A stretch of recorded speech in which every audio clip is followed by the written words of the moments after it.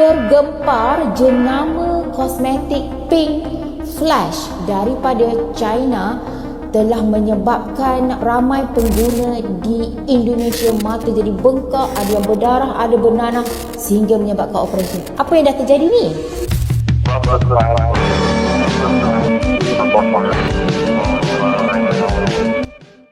Okey, yang terbaru kisah ni dah viral dekat Indonesia iaitu jenama Pink Flash. Dua produk beliau iaitu eyeshadow, kedua-duanya adalah eyeshadow.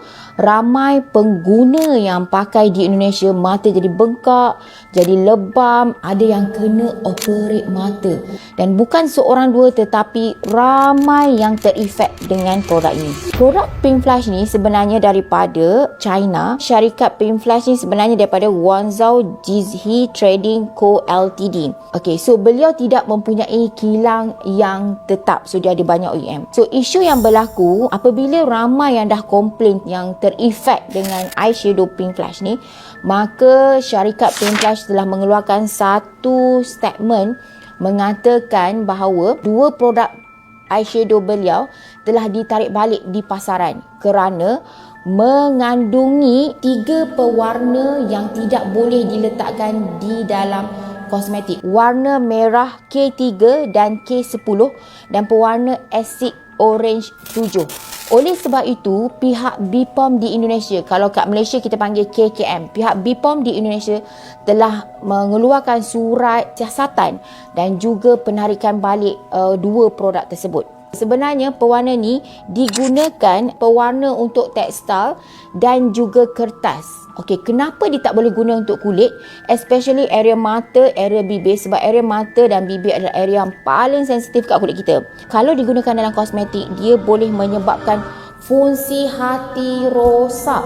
You boleh sesak nafas dan you boleh kena kanser. Efek yang terawal adalah kawasan kulit akan jadi bengkak-bengkak, bernanah dan infections. So itulah sebenarnya yang terjadi kepada pengguna di Indonesia pada ketika ini. Okey, terlalu banyak kan produk daripada China ke ataupun founder lokal tapi diproduksikan di China yang terlalu banyak dekat market, especially di TikTok yang berlaku sekarang ni, sehingga pengguna tak dapat nak tahu produk ni bagus ke tak, macam mana nak tahu selamat ke tak. Risau sebab kalau dah jadi macam tu, kena operate, cost operation lagi tinggi daripada kos kita beli produk tu. Okay, so kali ni KL nak expose dengan pengalaman KL dah 10 tahun ada kilang kosmetik sendiri.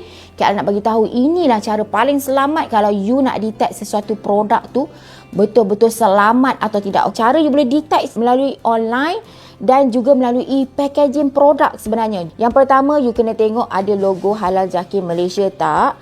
Selepas tu, you pergi dekat belakang kotak, ada tak tertera manufactured. Kena ada manufactured, bukan distributed, bukan diedarkan tetapi dikilangkan di mana, supaya kita nak tahu kilang dia ni trusted ke tidak. Kemudian kita kena tengok dekat packaging tu apa award ataupun award global yang digunakan dalam teknologi ni, sebab kulit kita sangat-sangat mahal. Contoh, dekat produk House Muda ni digunakan teknologi yang menang award dekat London, dekat Switzerland, dekat Paris, dekat Korea. So this award sangat-sangat penting untuk bagi kita lebih trust menggunakan. Selain daripada tu, kita kena ada expiry date. Bila expiry date produk tersebut. Kemudian dari segi ingredient dia mestilah lengkap dan juga mesti ada cara penggunaan produk tersebut. Okey, itu dari segi packaging itself. Yang kedua, kita nak check secara online betul-betul mempunyai certifications ataupun tak. Okey,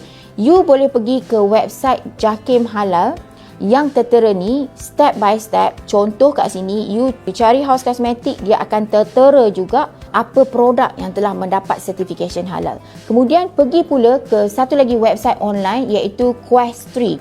Quest3 ni sebenarnya website KKM. You boleh check the product ada nombor notifications ataupun tidak. Perkara yang ketiga, you boleh terus check di dalam Google kilang yang menghasilkan produk tersebut.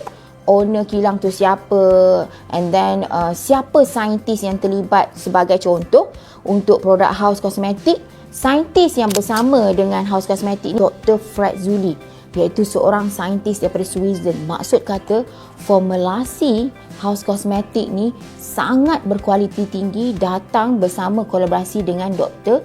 Fred Zuli, iaitu salah seorang saintis terkenal dunia dalam bidang beauty. Bila you nampak this kind of information, barulah you decide untuk membeli sesuatu produk di dalam online. Pastikan company produk yang you beli tu daripada company yang trusted, formulasi yang trusted, formulasi yang ada logo halal JAKIM, bukan sekadar murah beli. Viral beli. Langsung kita tak tengok produk tersebut ada logo halal JAKIM Malaysia ke tak, selamat ke tak, makin guna makin lama makin guna okey ke tak. Tips ni tolong simpan dan sharekan kepada kawan-kawan kat luar sana supaya ramai kawan-kawan semua tahu, oh ini cara yang betul untuk beli produk yang selamat untuk kulit kita sebelum jadi apa-apa pada kulit muka you. All the best.